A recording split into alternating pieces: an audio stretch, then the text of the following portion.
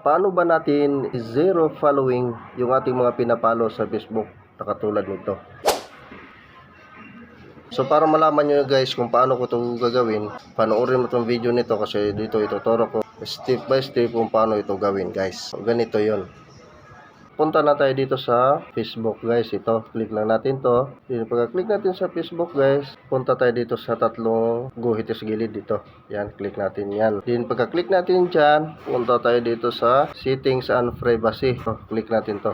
Then pagka-click natin sa settings and privacy, dito na naman tayo sa settings. Then scroll down mo lang, hanapin mo yung followers and public content. Ito, click mo natin to.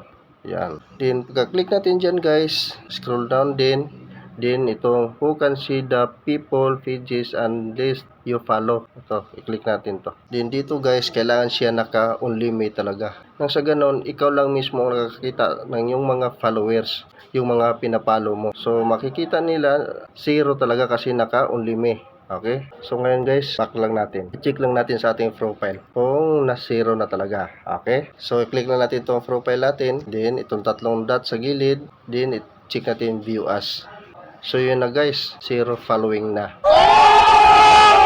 So yun ang makikita nila guys sa'yo. 0 following. So i-back lang natin guys. So ito na guys, ikaw lang nakikita nito. Yung mga pina-follow mo. So yun lang. Kung nagustuhan mo ang video nito, paki-like naman at share. Maraming salamat.